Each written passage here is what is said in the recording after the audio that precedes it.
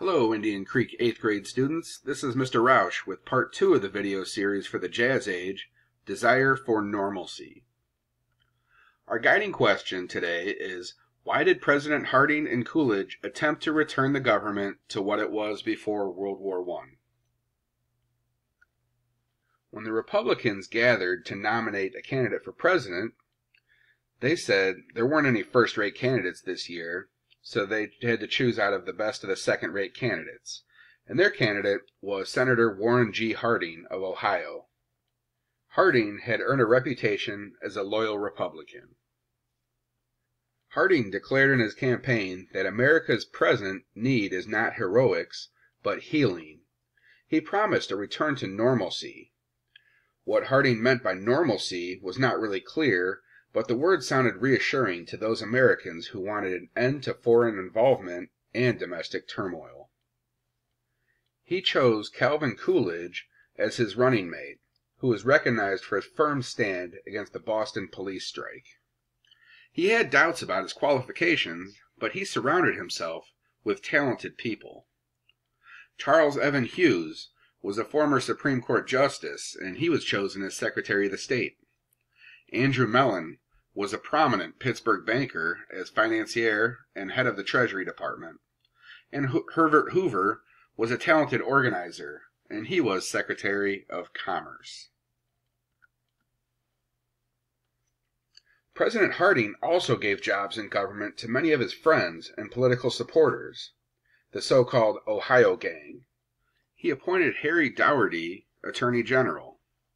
Albert Fall he appointed as Secretary of the Interior, and Charles Forbes was head of the Veterans Bureau. Many of these people were unqualified and turned out to be very corrupt. Forbes was convicted of stealing funds from the Veterans Bureau and fled to avoid imprisonment. Dougherty was accused of receiving bribes, but he refused to resign. But that wasn't even the biggest scandal. The biggest scandal was the Teapot Dome scandal. This involved Albert Fall.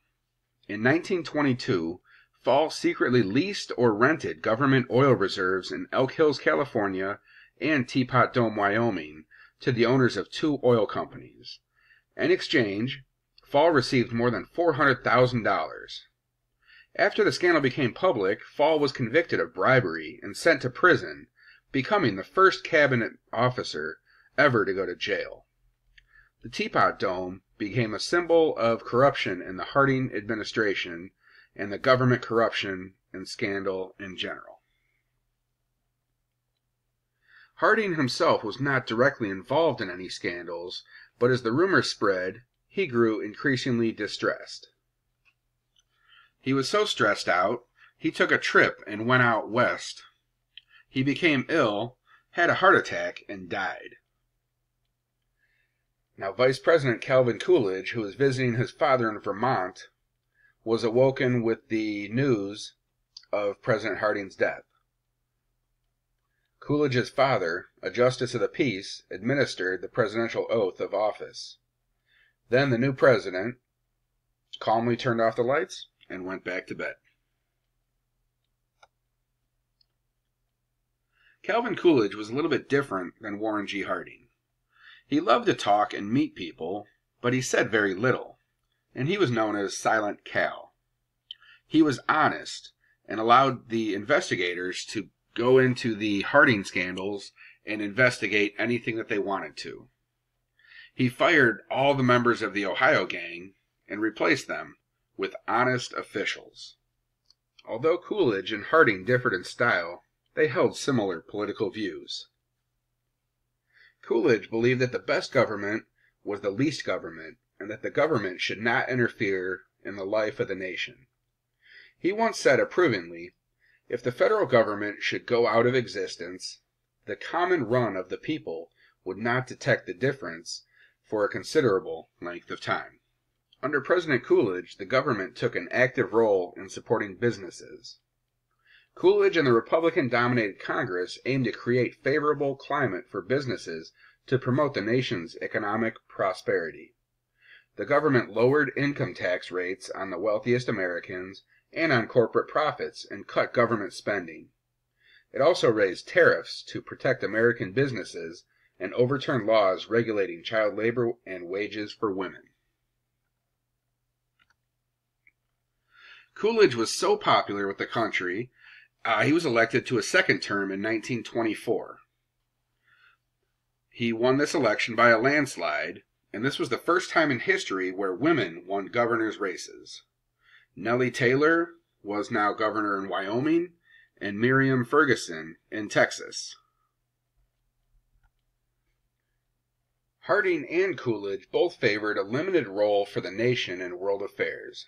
They desired world peace, but did not want the nation to join the League of Nations or become involved in international disagreements. Harding had promised the American people that he would not lead them into the League by the side door, back door, or cellar door. Many Americans supported this policy of isolationism. After the war, the United States, Great Britain, and Japan began a naval arms race. In 1921, Secretary of State Hughes invited Japan and Britain to Washington, D.C. to discuss the problem. In February of 1922, the three nations, along with France and Italy, signed the Five-Power Treaty to limit the size of the nation's navies. The treaty marked the first time in modern history that world powers agreed to disarm. The United States also continued working for peace. In August of 1928, it joined 14 other nations in signing the Kellogg-Briand Pact, which called for outlawing wars. Within a few years, 48 other nations had signed the pact. The problem with the pact was it lacked any means of enforcing peace. There was really nobody to enforce that. The United States has intervened in Latin American countries several times in the early 1900s to support American business interests.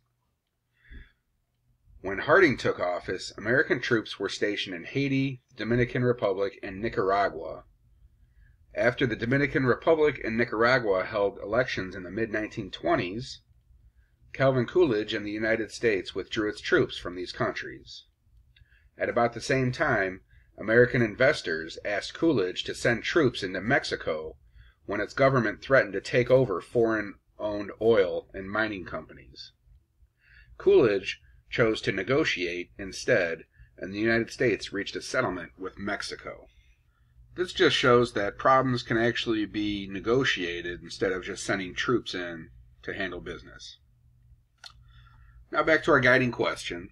Why did President Harding and Calvin Coolidge attempt to return the government to what it was before World War I? Well, that's all we have for today. Tune in next time where we'll go over a booming economy. Thank you and have a great day.